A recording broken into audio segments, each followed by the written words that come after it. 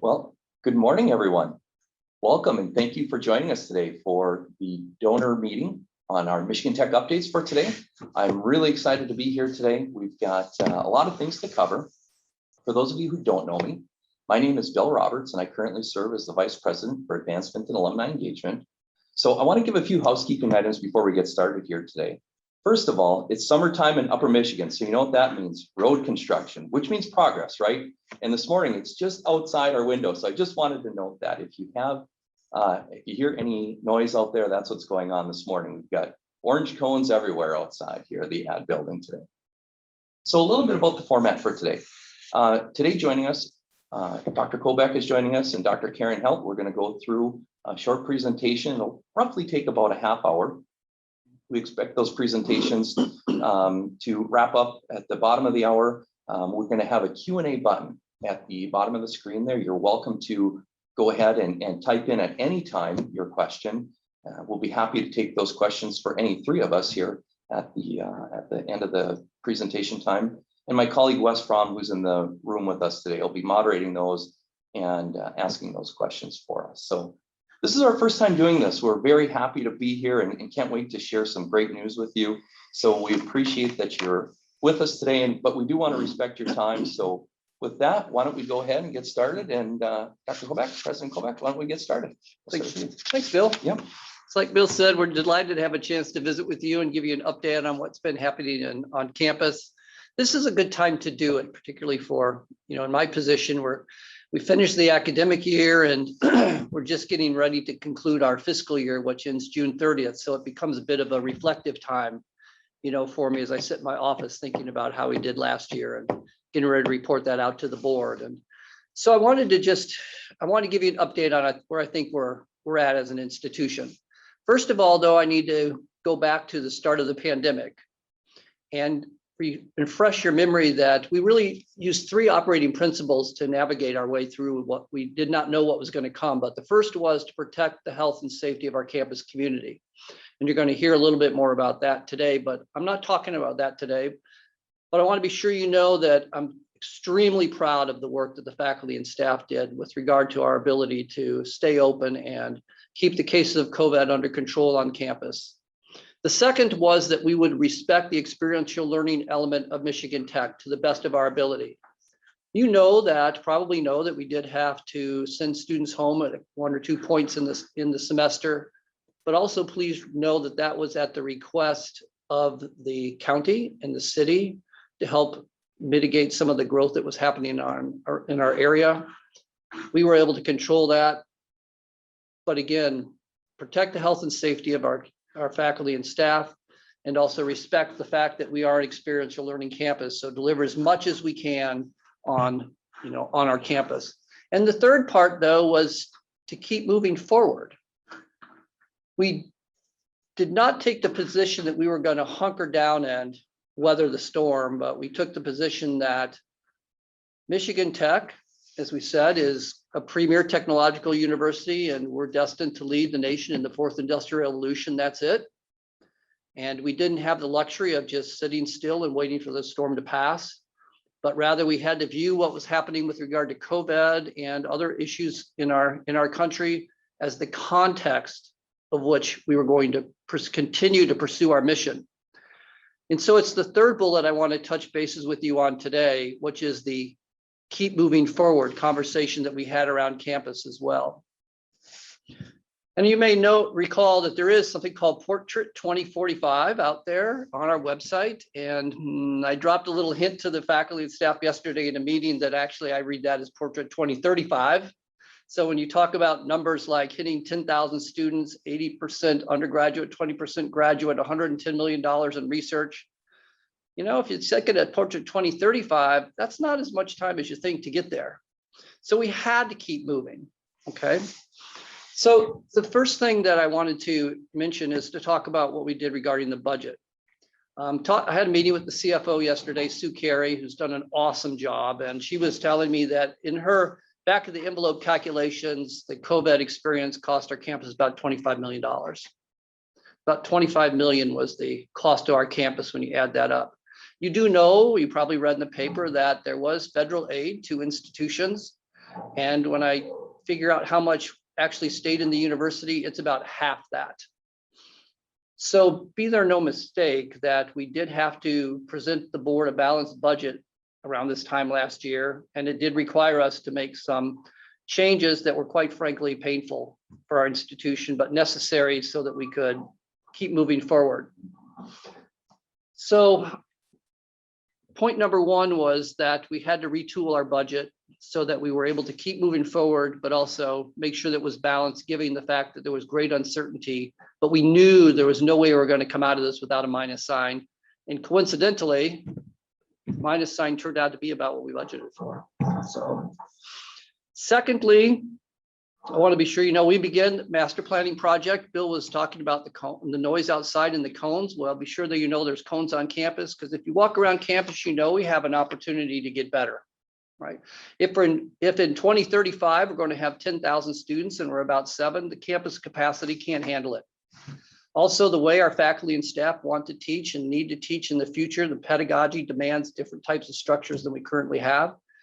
We got to address this, but we need to do it in a systemic and systematic and inclusive manner.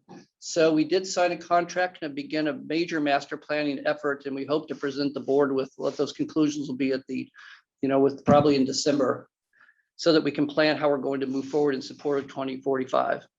We also maintained our commitment to diversity and inclusion. Again, it was interesting times, and we were, looking at budget rescissions and the like, to continue with the hiring that we were putting forward for the Vice President for Diversity and Inclusion. We did it anyway, and I'm delighted with the individual we hired from Penn State, Dr. Wayne Gersey. He's doing a great job. There's a lot that's going on regarding diversity and inclusion on our campus by a lot of people. But again, from my perspective, 1 + 1 was equaling 1.5, with a lot of people pulling hard, but we really needed the synergism so that 1 + 1 would equal 3 with regard to our efforts. And Wayne's going to help make that so.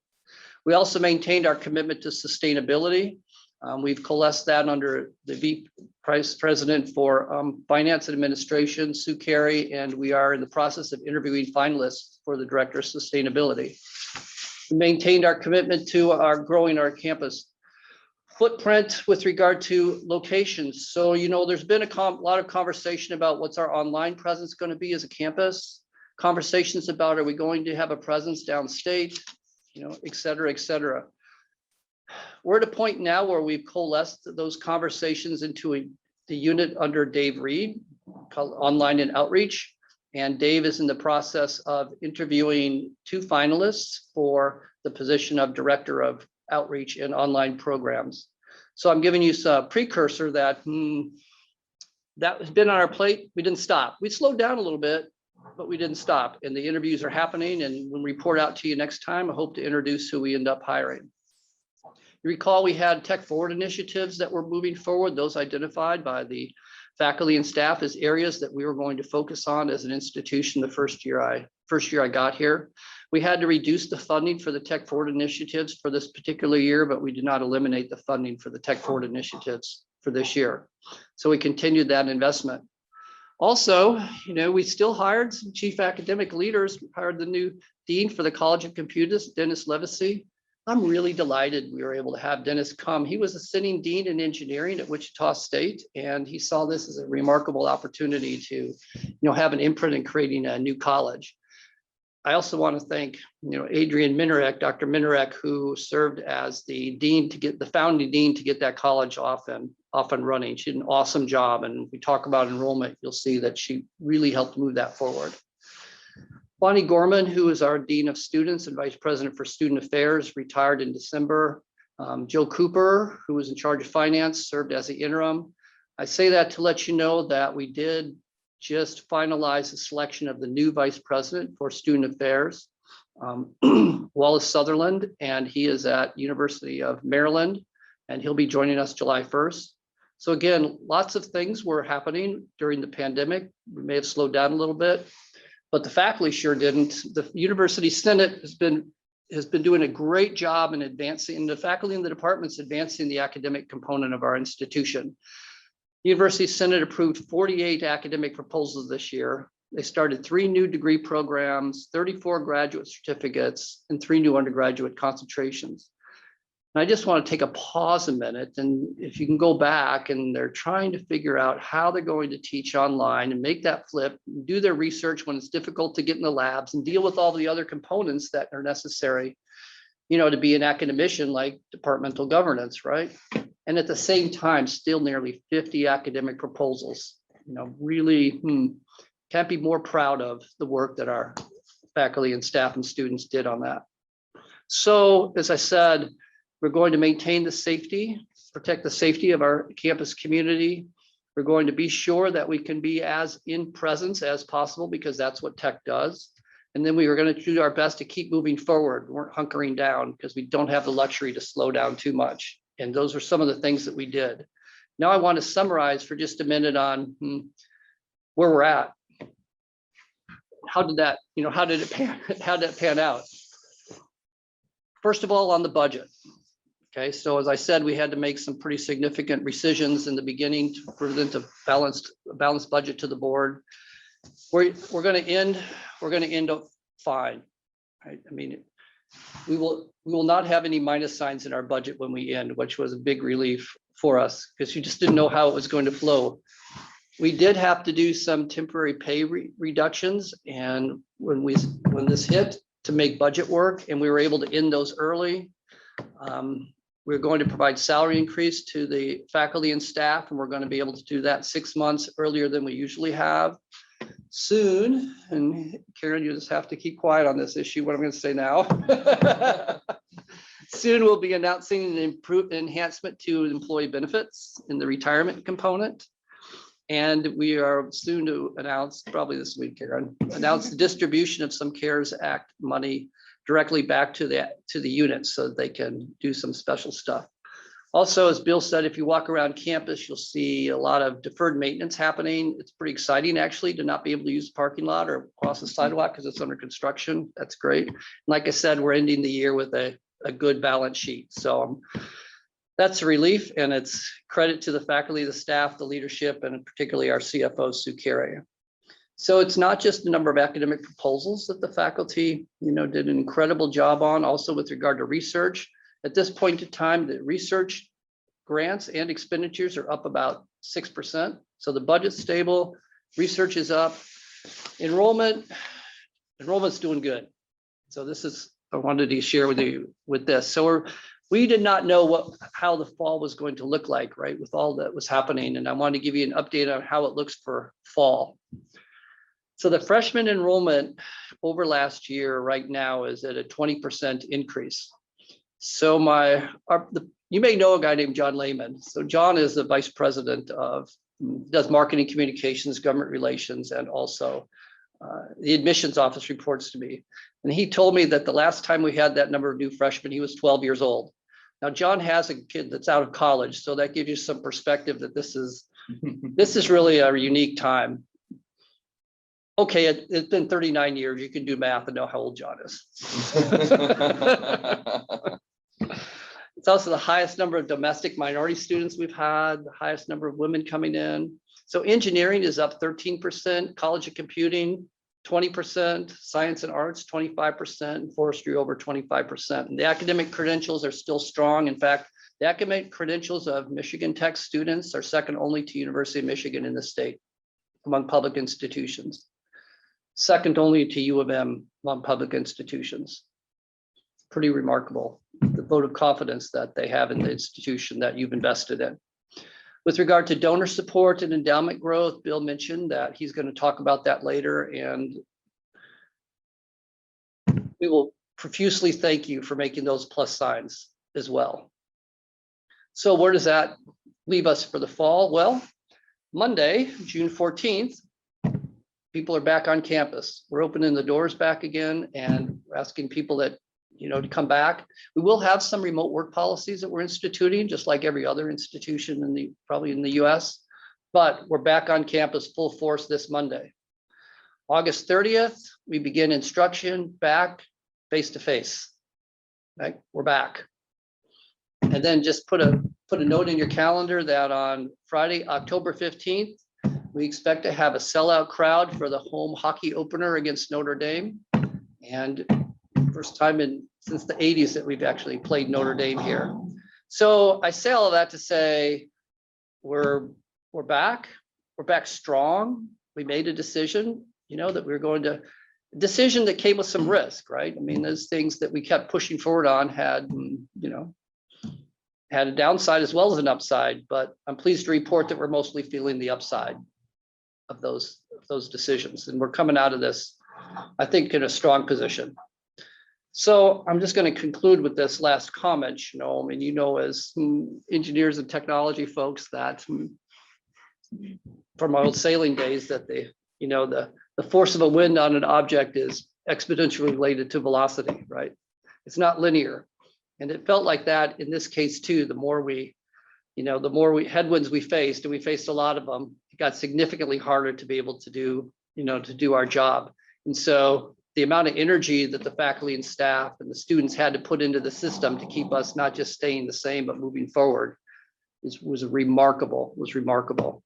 And one of the exemplars, I think the exemplar with a capital THE exemplar of that is the renowned faculty member sitting on my side here, Dr. Heldt, who's going to talk later, but I just want to put a word in. She knows I was going to say this, right? But at the last board meeting, the governor and the legislature presented her with a document thanking her for the work that she and her lab did in setting up the COVID testing lab. That, if you talk to the hospital CEOs around here, that saved the UP. Those were the sorts of things that were happening at Michigan Tech. And in addition to all this stuff, like making face masks and protective gear for the high schools, like opening up our campus so that the community can do COVID testing and using our SDC for all those things. That's a pretty long list of things that is Michigan Tech style. People aren't going to talk about, but it happened. So I'll just conclude with this saying that, we are premier technological university that will lead the nation in the fourth industrial revolution. Or we went into COVID knowing that nobody was going to come out the same. It's either going to be a plus or a minus sign where institutions fall. And we kept pushing forward. And I'm pleased to report that thanks to the efforts of everybody here, faculty, staff, looks like we're coming out on the top side. Thank you, Bill. All right. Thanks, Rick. Thanks for those outstanding comments. That's great. And, the goal today, everybody, is to give you that update on tech and let you know what's going on, but also talk about how your philanthropy has impacted our campus. And it is embodied in a wonderful way in my colleague and friend, Dr. Caryn Heldt, who I'll introduce here momentarily. But then also we're going to have a quick video with two of our students who've received scholarships, endowed funds from our donors out there. So that's what today is about. And it's an exciting time at Michigan Tech. And it's because of people like my friend and colleague, Dr. Heldt. So without further ado, let me introduce her, please. So I'm going to read this. Dr. Caryn Heldt is the James and Lorna Mack Chair in Bioengineering and a professor in Chemical Engineering. Caryn graduated from Michigan Tech in 2001 with her bachelor's degree in Chemical Engineering and Chemistry. She then went on to get her master's in Chemical Engineering in 2005 and her PhD in Chemical Engineering in 2008 from North Carolina State University. Dr. Heldt has received over $2.1 million in funding for research in 8 years.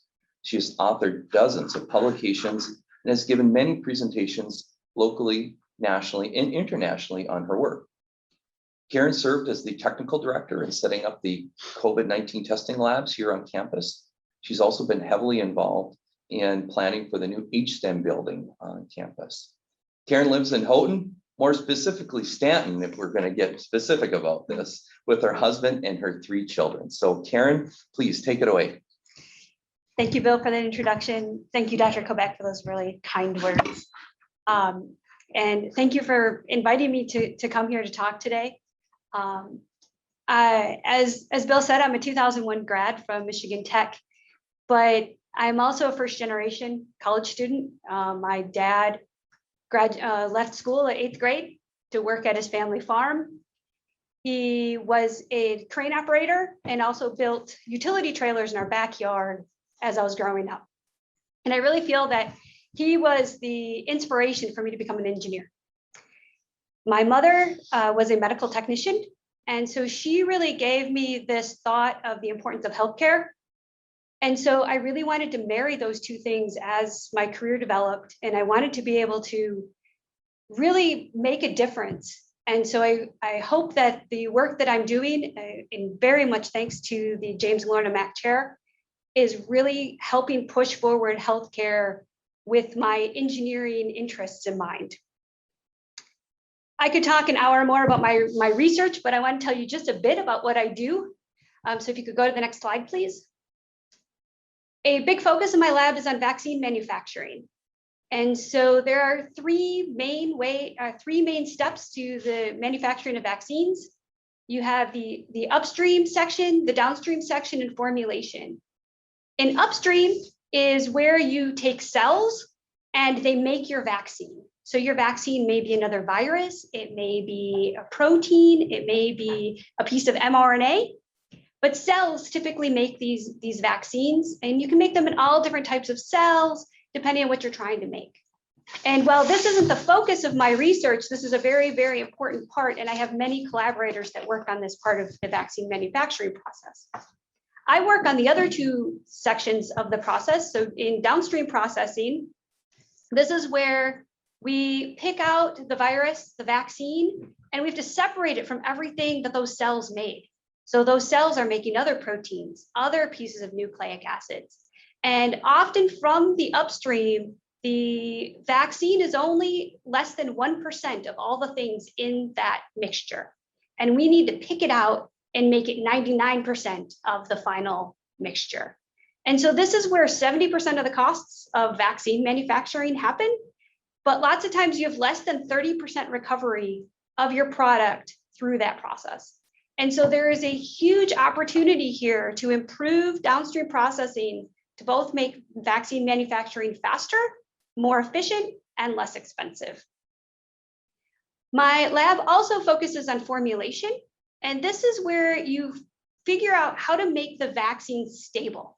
We've heard all about this now that people have learned about the different types of requirements of the COVID vaccine, whether you have to keep it at -80°C, do you keep it in a freezer, refrigerator, on the shelf? And the different adjuvants and different stabilizers you put into these vaccines are really, really important to be able to determine what those requirements are.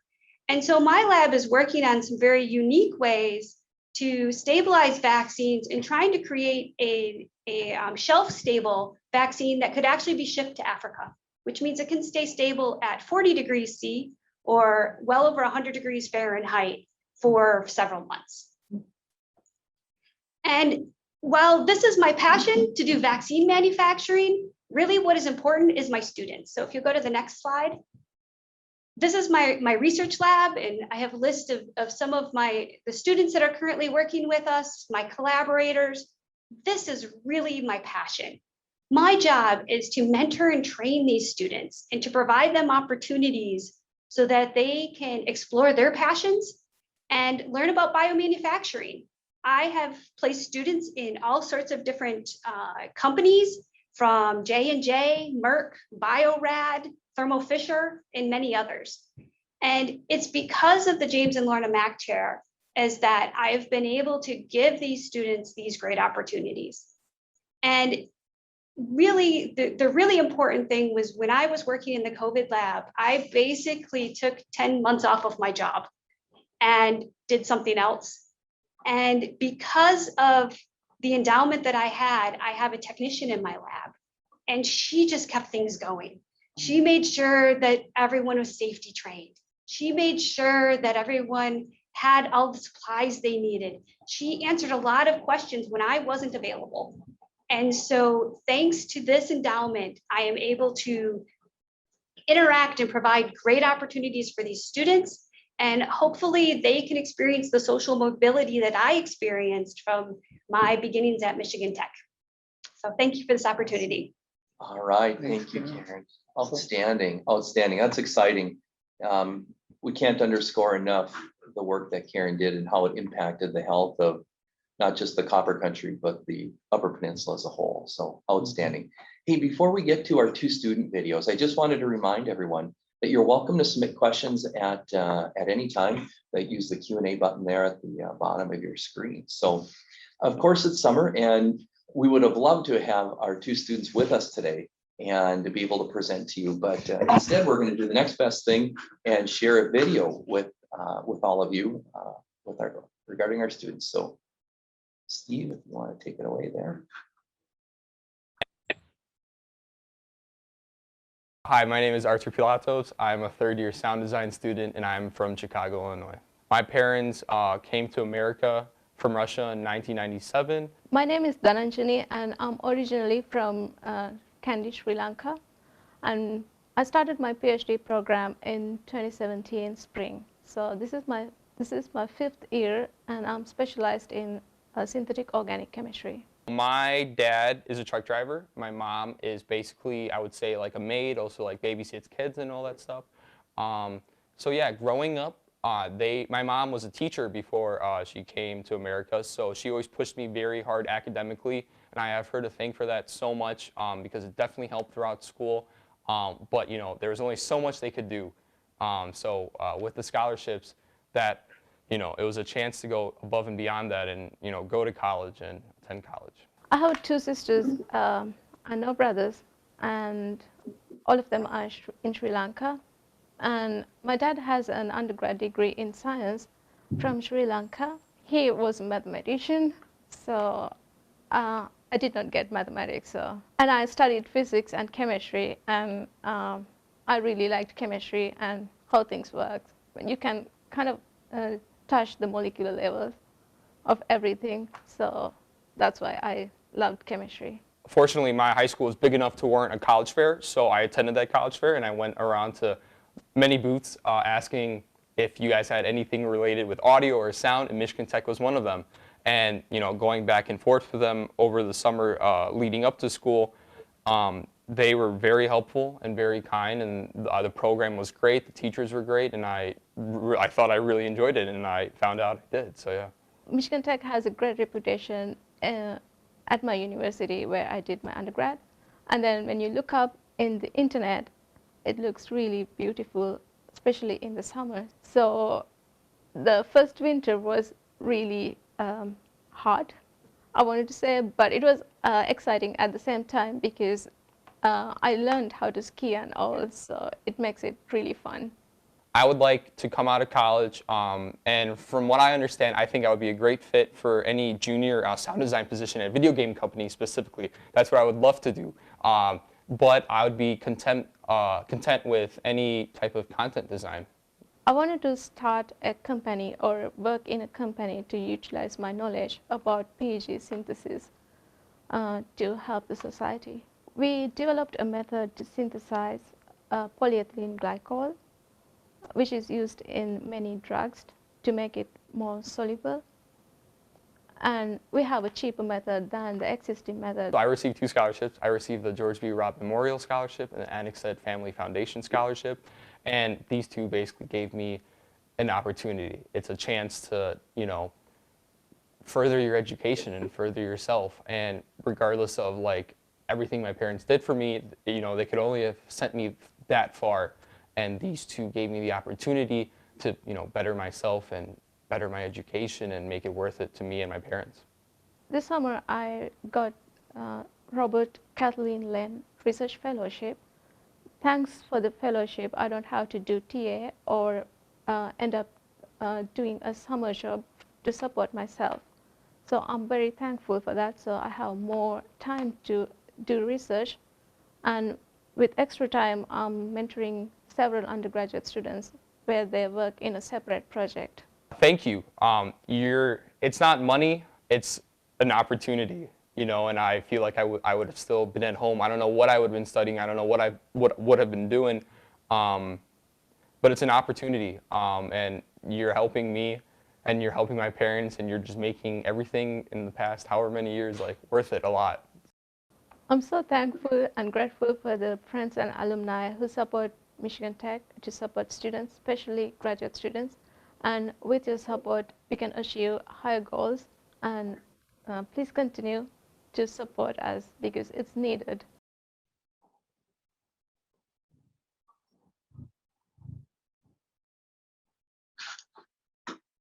Right, great, thank you. Wow, that's amazing. That's pretty moving. Hard to beat that. That's what it's all about right there, everybody.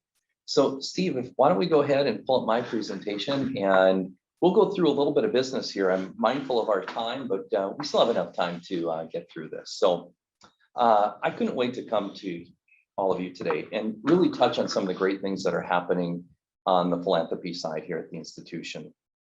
So today I'm going to touch a little bit on our endowment growth. I'm going to talk about fundraising in general here at the institution and give you a little look behind the curtain at what the future of fundraising is going to look like here at the university. So next slide, please. All right, as all of you digest this graph a little bit, I'll just go through and talk to you a little bit about where this comes from and why I wanted to talk to you about this today. So last year, around this time, I wrote to all of you and I gave you an update. I talked to you about how our board coalesced with the institution, the Tech Fund board that is, and the board of trustees on the lowering of our fee. That had an impact that has been exponential. We've put an increased focus in the last year and a half on our endowment growth. And what we've seen are results like this. 20% growth in the last fiscal year. That's been absolutely unheard of here at the institution so far. And really this growth, there's no silver bullet for this. It's a result of a lot of things. It's the result of a dedicated volunteer staff, both past and present. Many of you are on the call today, and I can't thank all of you enough. You know, there's been so many of you who've been just put in so much time, whether it's been Dale Elliott, Bob Tripp, Brenda Ryan, George Villas, Mike Pulick, Jim Parm, Carl Lapierre, and so many others. David Rowe, I know we talked yesterday. It just means so much to us, and you have set us up for this, so I can't thank you enough for that. Really, the tremendous support from all of you has been spectacular. The growth that we've had in new donations and new funding has propelled us. We've got a dedicated team here at Michigan Tech and leadership and Dr. Koubek, who has allowed us to do the things that we need to do to be able to grow this endowment. And for that, we're seeing the positive results. Yes, we've had a strong market, no doubt. There's absolutely no doubt to that. And that's contributed to the performance. But there's one partner that I really want to mention and spend a little bit of time on. And again, thanks to George and Dale and David Rowe and others who set us up to bring in our partner, Greystone. Greystone is, and next slide, please. They've had tremendous success in the last year. The return that we have has been really spectacular for us. The graph you're seeing here is a NACUBO graph, and NACUBO is the National Association of College and University Business Officers. They're an organization, they're the reporting organization for endowments and other groups within universities. And what you're seeing, if you look at that blue line on the bottom, in 2020, we yielded the Tech Fund a 3.9% average endowment return. You can see what the NACUBO averages for institutions, our peer institutions of our size of between 100 and 250 million. We outperformed that average by 2.3%. Now, it wasn't just enough that Greystone was able to put us in a position to do that. If you take a look on the right, those couple of bullets there, we outperformed all reporting institutions, which we had 700 by roughly 2.1%. And we hung in there with the big guys, and not just hung in there, but we certainly outplayed them, and we outperformed them by 1.4%. You can see what their return was. So that's schools with $1 billion endowment, what their average return was. So I'm very pleased to say Greystone has been a big part of that. So next slide, please. The lowering of the endowment fee has been tremendous for our success as well.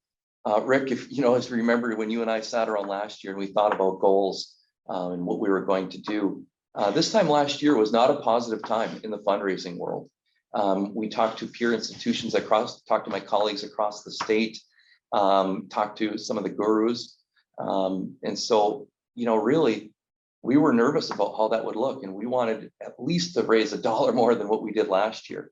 Well, I'm pleased to report right now, everybody, we're outperforming last year by nearly 50%. In total, we've raised $41.31 million in this fiscal year to date. 22 million of that has been in individual giving. Our corporate and philanthropic partners, our corporate and foundation partners rather, we weren't sure how that was going to go last year. We had some fairly dire predictions, and to be able to sit here today and say that we're 82% ahead of where we were last year, I never thought we'd be in that position. So very good news on the fundraising front. Now, a little sneak peek behind the curtain about what the future is going to look like. So next slide, please. So what I wanted to let everybody know is that we are going to begin a capital campaign. And this capital campaign is something that we're talking about in terms of a readiness study at this point. So right now, we're looking at a firm, we're looking at several firms actually, to provide deliverables by the fall of 21. And this survey will be, in the study, I should say, will be an internal and external study. We're going to look at internal components here at the institution. What does our readiness look like? Are we prepared? Are our policies and procedures in a good working format to begin that capital campaign? We feel that they are. We've done some great work so far to make those changes. But at this point, they're also going to, once the survey starts, we're going to have them talk to some of you out there. So you may hear from us and to set up meetings with you, with the firm that we select, to give us your outlook on what philanthropy looks like here at the institution.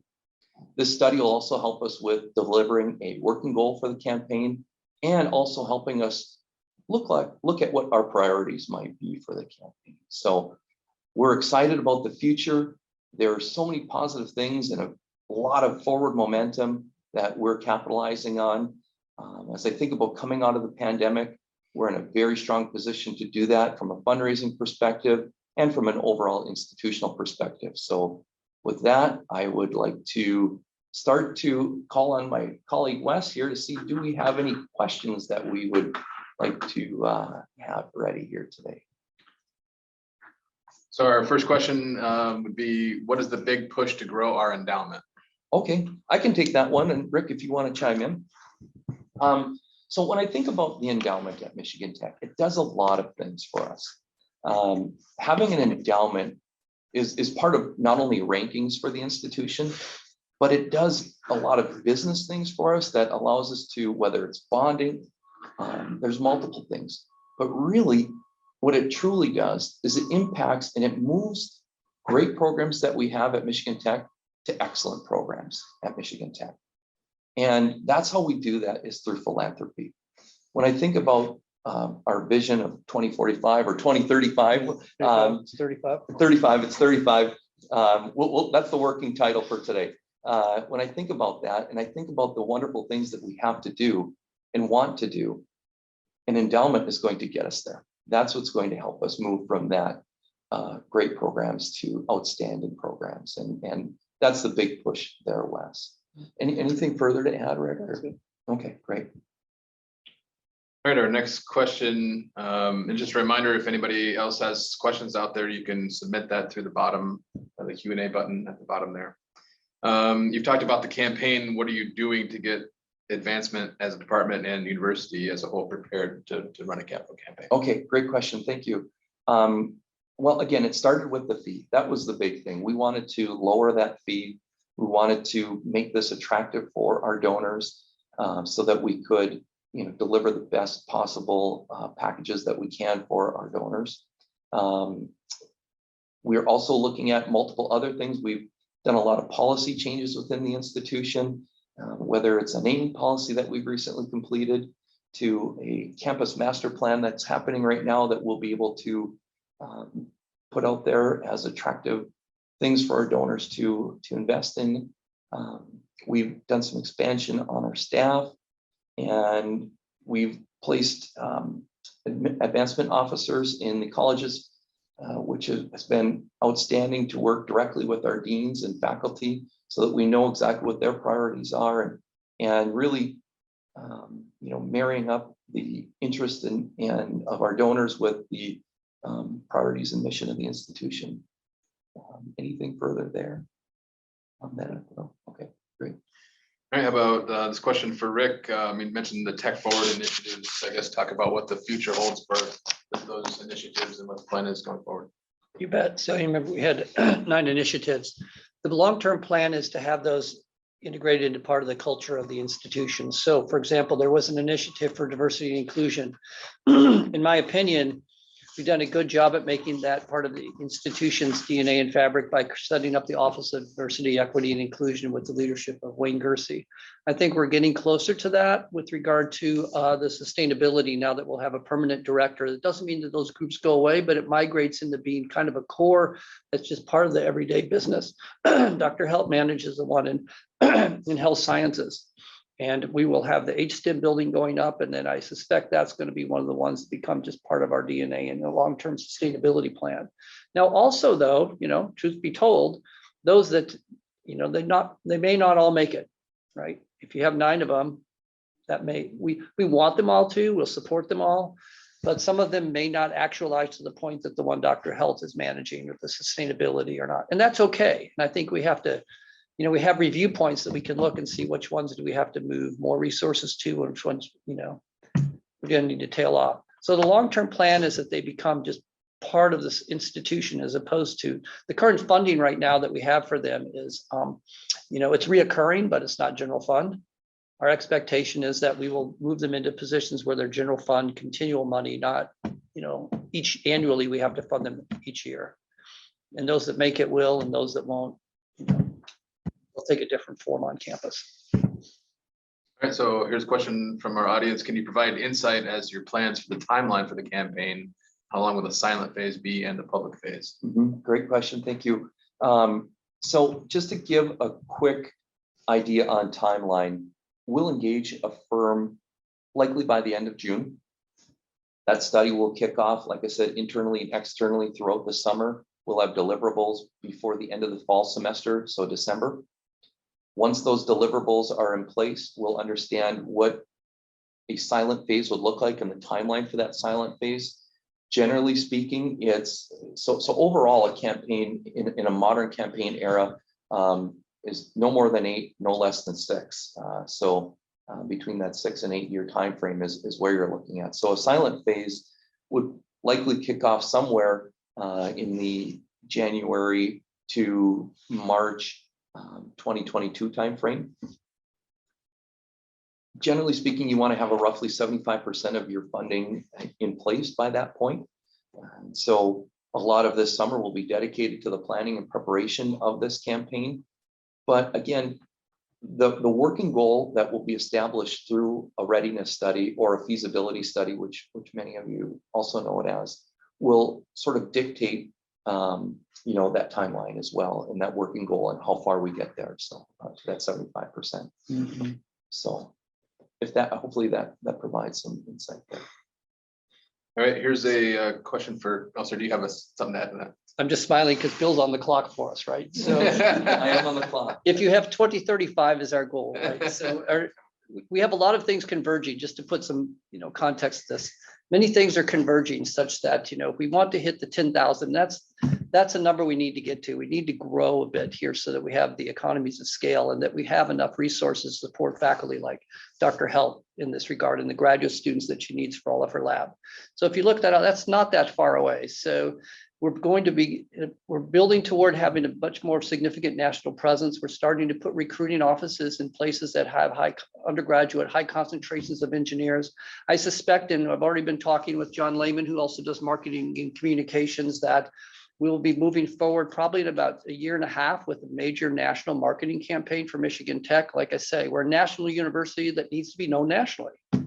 We got to get that done. We're not quite ready yet. But I think in about 1.5 years, we're going to be ready to make that launch. Have the national recruiting effort. Get the master plan in place so that we have the physical plan to be able to handle that. Get the faculties back into the hiring game that we've been a little bit out of with regard to building our faculty. But all of that, we're not going to do that just on the backs of our state funding. We're going to need help, and we're going to need support to make all of that converge. And the campaign is part of the fuel that's going to, fuel this rocket called Michigan Tech and get us there. So, within 8 years, if you look at 2035, you got 14 years, right? 8 years is about the maximum they're going to be able to go, because we're going to need to get those pieces in place to make that so. Exactly. So know that the campaign's timing is a function of linking it to all the other pieces that we will have in place so that at that point in time, major national presence as an institution that is, recruiting internationally and able to have renowned faculty like Dr. Heldt doing her thing. All right, here's a question for Caryn, I guess. Maybe describe some of the next steps for your research and maybe some of the application, real world application for that. Sure. So I mentioned that we're working on the stabilization so we can have shelf stable vaccines that can be shipped all over the world. Another big push we are doing right now is trying to understand how to move vaccine and biomanufacturing from a batch process, which it is right now, into a continuous process. This is something that the iron industry did about 50 years ago, and it just revolutionized how they made iron and steel, and were able to really have better economies of scale and to reduce prices. And so that's the revolution that's happening in biomanufacturing right now. And so that is actually a really big push in my lab, is to be able to continuously produce a vaccine end to end, never stopping. Super cool. Another question, I guess, for you, Bill. Obviously, with COVID, a lot of visits from your staff have been put on hold. Where, when and where do you see some more alumni visits coming from the advancement staff? We really started to come out of the gate here this spring. We did a trip down to Florida. I know that some of you are on the call today that we visited with. Thank you. Those were fun visits. We had a great time. We really appreciate it. Ward, if you're on the call today, we had a great visit down there. That was fun. And Dale, we enjoyed ourselves and had great times. We are really starting to see more and more alums and donors and supporters open up. And so we are really starting to hit the road full time. Personally speaking, in the last 4 weeks, I've been on the road 2 of those weeks. So we're back at it. We're really getting back on the road. So hopefully that those of you who are out there, you're feeling comfortable, and then when we reach out, we'll be able to get together and connect. So I don't currently see any other questions for the group, unless somebody wants to pop on here quick and throw one out there. I think we may be wrapped up. Yep. I just give one last example, then I want to end one of the ways I started. And why is the campaign important? Why is this effort that you all have been so supportive important? And I mentioned in my opening comments about our ability to recruit Dr. Levacy from University of Wichita as a sitting dean to be the inaugural dean, not the inaugural, but a dean for the College of Computing. And I can tell you that that would not have happened if it wasn't that we were able to offer him a dean's professorship, the David House professorship. And thanks to David House for making that happen. But those are the kind of game-changing moves. And that's a game-changing leadership move to be able to recruit him. Those are the kind of things that happen only because of your philanthropy. And just as president of Michigan Tech, I want to thank you for allowing us the privilege to do that and watch us grow. yes, thank you to all of you for supporting us and supporting our students, supporting outstanding faculty like Dr. Yes. Heldt. And really, that's what it's all about. So with that, Wes, anything else pop in, or we all set to go? Or I think we'll wrap it up. okay, we'll right. wrap it up. All right, thanks everybody. Go Huskies. Thank you, everybody.